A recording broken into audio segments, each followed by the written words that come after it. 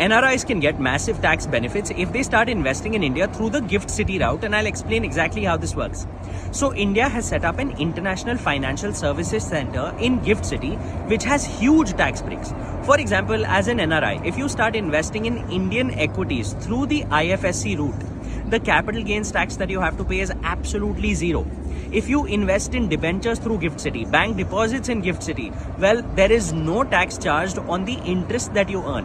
In addition, for example, you earn dividends. In India, the TDS deducted for NRIs is at 20%. In GIFT City, it's at 10%. There is no STT charged in GIFT City. There is no GST charged on your fund manager's fees in GIFT City, and these things add to your return.